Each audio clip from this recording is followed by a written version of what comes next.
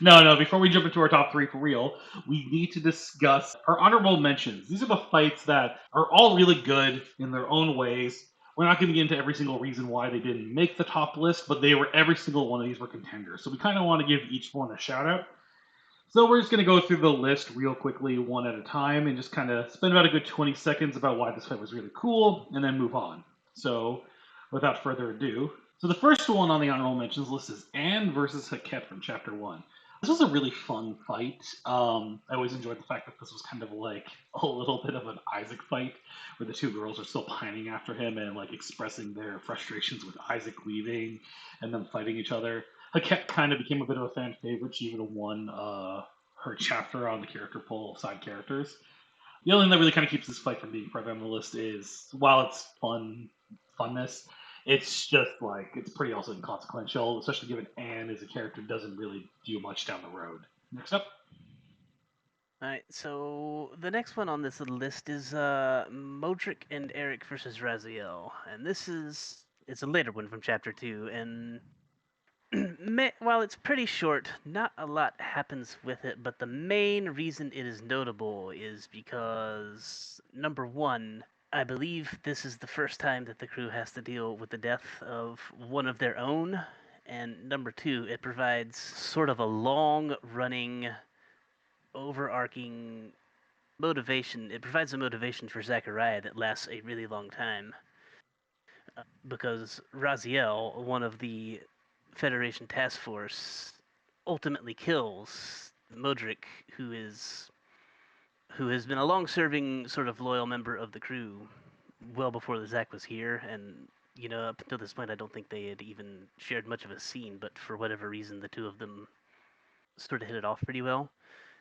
But it affects Zachariah very deeply, and he has this deep enmity for Raziel for pretty much the rest of the story from then on, which is sort of what makes it notable, even though it's very short. All right. The next up, we have the crew, the Tempest Edge crew, the Tri Dragons, and the Enforcers of Port Loom up against the Icarus Troopers. And this was Chapter 2, page 25 to 29.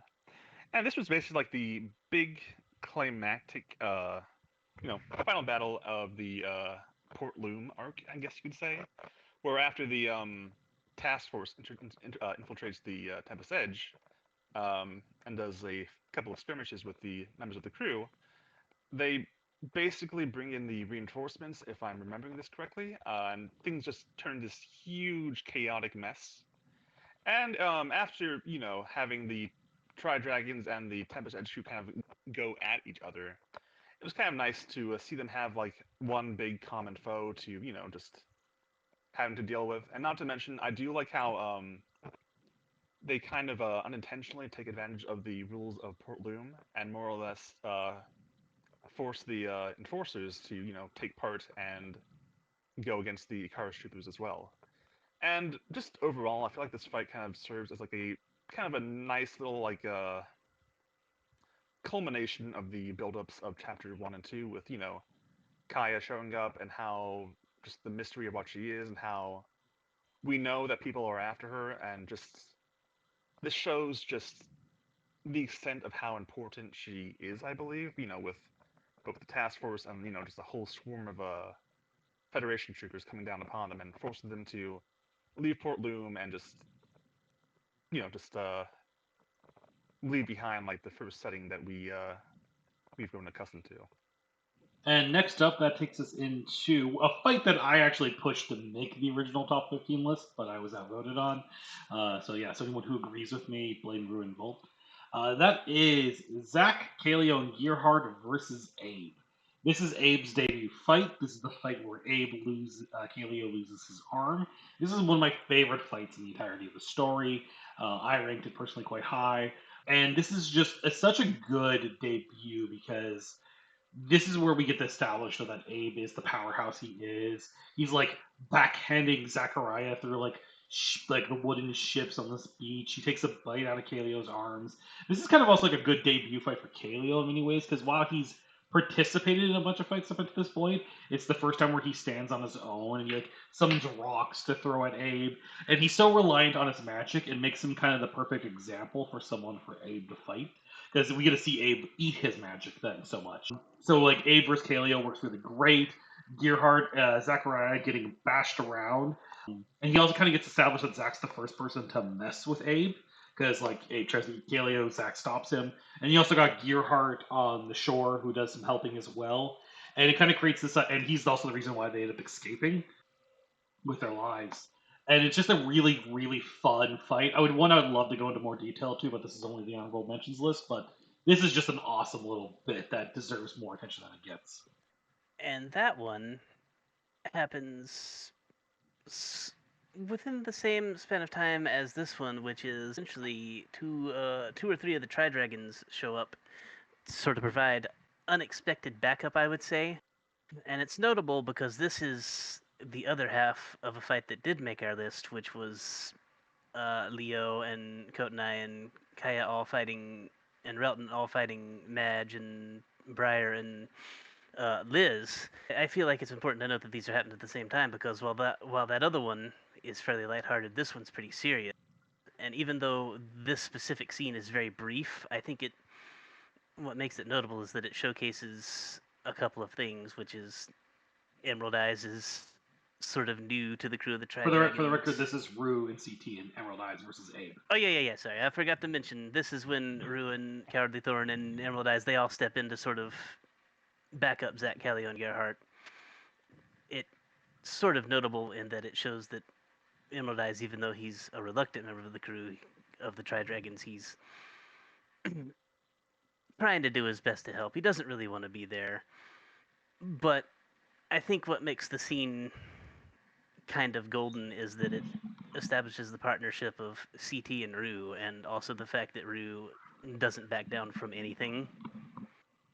And so it's a very brief confrontation and barely even a fight, to be honest, because they lose almost immediately before Abe moves on. But I just think it's one of those that's notable for the relationships at play. And then next up, we have Kotanai versus Lindsay from Chapter 5, pages 20 to 28. And this is basically happening the same time as the Leto versus Strident fight. So it's on the airfield, just on the opposite end. And I mean, honestly, I've always enjoyed Kotanai's fights, but what I like about this one is that how both she and Lindsay have a kind of a similar vibe, I guess you could say, kind of like a almost like brash, headstrong in a way. Just they gel really well together and having a similar fighting style as well. So having them go at each other is just a really fun thing to witness. It was another way of showcasing just how powerful Light Company is, and in general, it was just a good, not so clean fight between two similar powerhouses. There's also a lot of great insults that were thrown back and forth in that one. I Yes, still remember to this day. the dialogue was fantastic. Not to mention the fight ends with Gerhardt running over Lindsay with a car, so I mean that was hilarious. Yeah, it is. It was. Yeah, they're just Gearhart just backs into Lindsay, just knocking her the hell out. I still think that should happen again in chapter 9, but Oh, if the situation had allowed for it, I was going to reference it, if not have it happen outright, where if there was any point where Lindsay was going to cross a road, she was going to look both ways first. it would have been amazing. Oh, that'd be great. All right. Moving on, though. Next up on our honorable mentions is Kaya, Jin, and Tonic versus Tao. This is definitely another one where we really wondered if we made a mistake not including this on the top 15 list. But the reason why this fight ends up just being an honorable mention is because it's mostly a bunch of moments. There's very little action in this fight, but it's a lot of conversation components, especially between Kaya and Tao, who I just want to pretend it never happened, but it did. Like this is where like Tao proposes and Kaya acknowledges she's in love with Leo. So like there's a like because of what it means story impact wise, it's definitely worth an honorable mention. But quite couldn't squeak into the list when we're talking about like what makes a fight a fight. But there's still some really cool stuff here. Getting to see Jin and Tonic kind of work in their tandem sword play. Like, it's always cool to kind of see fighters not be strong individually, but being strong like as partners. We really get to see that interplay. Kai gets a chance to really actually just do a couple good wind attacks and really feel as a magic user. And it's Tao's debut fight. which he'll end up playing a much bigger role going forward. So there's a lot of good stuff here. It's not the strongest fight in the world, but it's definitely chock full of amazing moments. And so following that up from chapter 5 again is Shiori and Hora versus Jeremiah Stanhope. And this is one I would have liked to have seen on the main list, and maybe it would have if any other main character were involved in it. But apart from that, I just think it's a really, really cool brawl. So you have the two characters, Shiori and Hora, and they're top lieutenants in the Kuroya gang, uh, who are helping the Tempest Edge crew with their heist in Chapter 5. And when the chips are down and everything has gone out the window, Jeremiah, the leader of Light Company, steps in, and it just becomes a knockdown, drag out, just Old West movie style fight, mostly between Jeremiah and Hora, uh, where they're both just throwing each other into and through walls and just no holds barred, smashing each other to bits, and it eventually ends with Fiora and Hora being thrown out a window. And I just like it because it showcases the violence and I think my intensity favorite part. of a thing like that.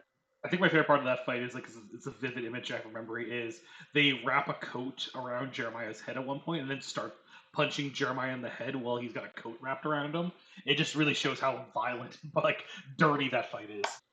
And it's just great because it shows how all the characters are very underhanded and don't play by any sort of honorable rules. They're just there to beat each other and kill each other if they can. All right. Next up, we have the Camp Liberation involving Geo, Gerhard, Kotanai, Bedalia, and Zack versus a bunch of Fey guards. This is on chapter 6 and pages 30 to 38.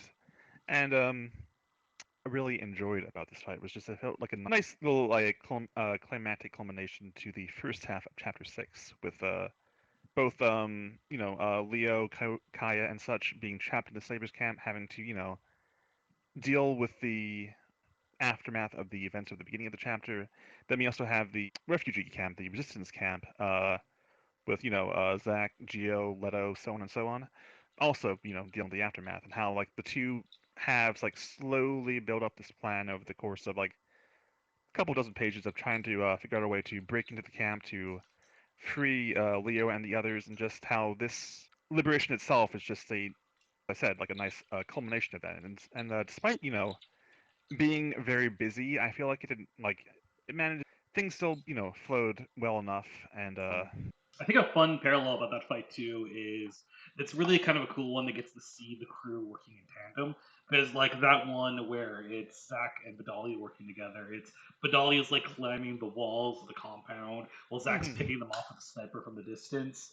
It really gets to show Bedalia and Zach working in tandem, which is awesome. yeah, just a nice energy. One of my Yeah, favorite scenes. there's a lot of fun. There's a lot of fun in that scene. It doesn't really mean much, and there's a lot of bigger fights that follow after, so it's harder to really put it on the pain list. But there's so many cool little moments in that fight that you gotta give it at least a shout out. Yeah, not to mention it was the first time we really got to see Giovanni, Orvos, even Brienne, in action and get into Oh like yeah, see like really? Brienne. How do you pronounce your name? No, but I think so. Forgot Okay, about Brienne. but no, yeah, it was. I like Sorry, I go miss ahead. that character. Yeah, Yeah, I the think video was so great. too. Video was great too. Anyways, moving on to the next honorable mention. This is actually a fun one. That's actually was really also would have been cool if it made the list, but probably can't because there's no main characters involved. Which was Tashi versus Adarath round 2. This takes place from chapter 6, pages 31 to 35, kind of around the climax of Act 2. And this is where the leader of the Arcala Guards fights the leader of the Resistance. Tashi and Adarath just go at it. It's just a really cool fight because it's one of those chances where it's Adarath gets to showcase everything he can do, while Tashi gets to kind of like have this really cool fight.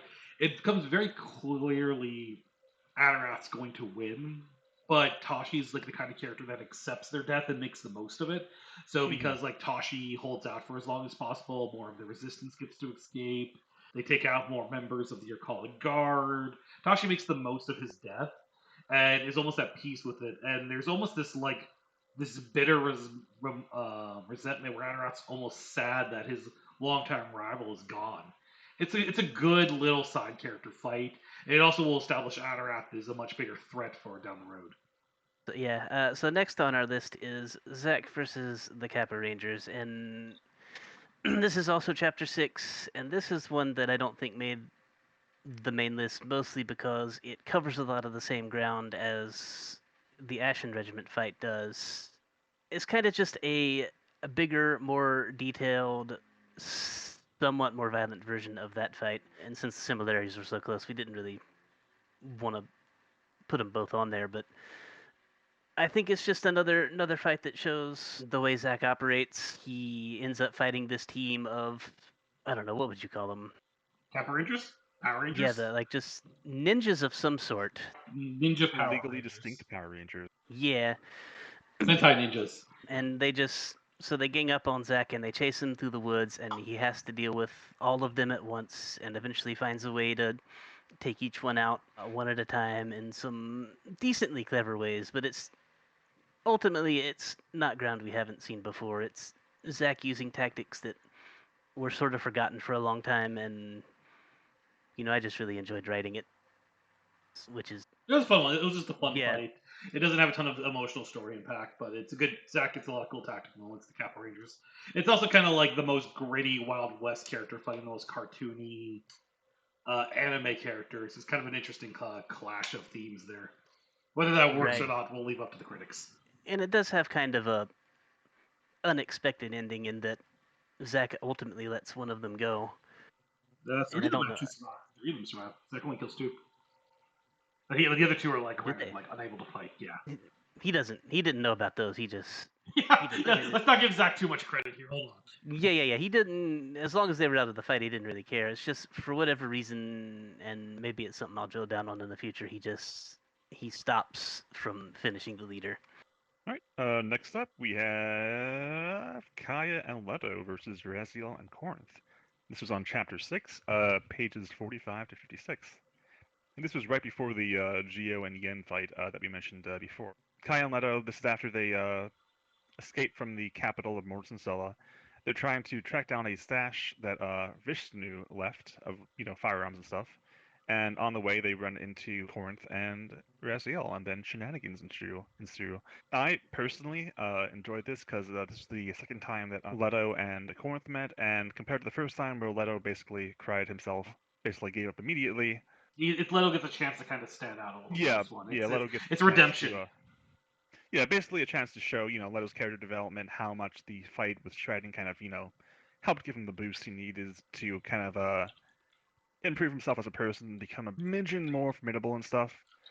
And stuff like that. Not to mention with Kaya, it was nice having her, seeing her step up again, using her magic to kind of defend Leto and go toe to toe with two people who are, a part of the organization that's caused her no end of grief for the past several months. I feel like up to this point, the two of them really haven't had that much interaction, so it was nice to see them together for a bit and just enjoying that. So next up on the file is Vishnu Orgo Surai versus Omrix. This one is an interesting one. It's a bit of an anticlimax in a fight. It's a little muddy as it was written. We talked a little bit earlier about how people's debut fights can sometimes be a little awkward just because you're still feeling your character out. That one feels very at display for this fight here. But it's a lot of emotional intelligence because mostly this is Vishnu and Orgos finally getting to give the slave master of their camp a 1-2 punch and get some much needed redemption and catharsis out of this. So it's definitely worth a cool fight. They trick Omrix into dropping a boulder on himself, which is kind of fun. And it's a good little because this runs parallel with the camp liberation as mentioned earlier. So it's kind of nice to see it here to just kind of like this is like if they're taking out all the stormtroopers above, this is them taking down Darth Vader below, and it creates a nice little double parallel back to back. After that, we got Kaleo, Leto, Relton, Vidalia versus Raijin from Chapter 1. This was basically the first fight for those four, if I'm remembering correctly. Basically, Yep. they are trapped in the cafeteria. Raijin busts in, and then things happen. Basically, Raijin cuts up the door that they barricade with his giant katana, what is that called, an odachi or something? Yes, a Nodachi, and Yeah, I think in our lore it was designed specifically for killing Sarus. yes, killing sea serpents. And yeah, so basically, at the time of this fight, Leto and Kaya both aren't really combatants. Leto is Leto, and Kaya really hasn't come to realize her powers and stuff. So she's kind of, Just hanging out in the spice closet. yes, exactly. Spice attack. Um, while Relton and Bedalia kind of take the lead here. Well, I don't feel like this fight was as good of an establishing moment as the Zachariah versus the Ashen Regiment, or Leo versus Rashid. Mainly because not because of anyone's writing or anything like that, but mainly because it was just kind of just a bit chaotic since we had four people versus one. Yeah, it came Um, one sided very quickly. Uh, just Leto, them screw Relton, around. Bedalia, and Kaleo working together a little too well for the debut fight. But no, I still felt it did a pretty okay job with showcasing their abilities, what they're capable of, stuff like that. And if I'm remembering correctly, I believe Kaya ended up throwing a jar of spice at Rashid. No, Am I? that was a running joke that she should have, and I think if we ever Oh, retcon the okay. series, we totally will have that there. Okay. But Okay. yeah, no, Pay me no mind then. yeah, no, it's okay. There's artwork of it and everything, but no, it never I actually must have been happened. gaslit. All right. But no, yeah, it was a pretty okay fight. Nothing like consequential or something that would end up on the top 10 list. But I enjoy it. See, I think it's a fight that there's a lot to be learned from in that fight. Like, Exactly, exactly. it's got some good moments, but there's a lot of pitfalls. So I think but there's a lot of like you could. It's a good learning opportunity fight, a good It's read. one of many things that paved the road for what eventually made the top of this list. Exactly. And then next up is actually one I really, really liked, which was the Tempest Edge versus the Battle Group. That was the opening fight for Chapter 6, so like pages 1 to 3. Because this is the only time in the story where we've opened with an action sequence, and this is the four Hiens tackling the crew, and the crew is just fighting them off, and this is the trigger event that leads them to crash landing on Mortis and Sala that starts Chapter 6's events. This is just fun because, as I said, we never start with a battle. We have so few sky ship to ship battles in a story about sky pirates, so I'm very happy we worked one into the story because it was definitely needed. Hmm. And pretty much everyone kind of gets to do something in this fight. Like everyone gets to take out some Icarus troopers, or like fire the cannons, or kind of like do something cool. Like Gearhart like shows up on like an anti-air truck and starts gunning shit down. Like I do it's like Kaleo using his magic to make the false Tempest Edge and yeah. causing a couple dozen men to plummet to their deaths. They have That was parachutes. amazing. They're fine. They're fine. They're Okay, parachutes after okay, yeah. this. What am I saying? That's what I said for all that. But yeah, so it's just a cool little fight. It actually ends up serving as a little bit of a precursor for Chapter 9 because the captain of that battle group shows up again as the leader of the battle group over Chapter 9. So there's a little bit of a precursor there. There's not really anything other notable than that, other than just it's kind of a sky Well, battle in a RP that doesn't have enough let's sky battles. lest we forget, this is the moment where Rilton destroys an entire airship. Yes. There's a lot of OP-ness on there. The crew it's a good chance for the crew to kind of really establish that they're awesome before shit goes the fan. But I said it's mostly just here because it's an airship battle in an RP that does not have enough airship battles. Hmm. It's also our only fight that starts at page one, though. Yeah, Look at yeah, it that as is. well. Yeah, it kind of just stands out of the crowd for a lot of reasons. And then the Hmm. final fight on our list is Vishnu versus the Protector. It's just a good honorable mention. There's not a lot to say about this fight either. It's just kind of similar to Shirai and Hora versus Jeremiah. It's just a very like dirty match, but it's a good fight for Vishnu. It's a good fight because it's just a really good chance for Vishnu to showcase how strong he is. Because every fight Vishnu's had up until this point, it's either a team fight or he's going up against someone who isn't really muscles. So Vishnu getting to kind of punch it out with like a reptile version of Vishnu showcases just really helps gives the tiger a moment to showcase I am pretty damn tough. And other than that, I think we're good to go on the honorable mentions. All right, top 3 time for real. Right after this advertisement from Raid Shadow Legends. Ah,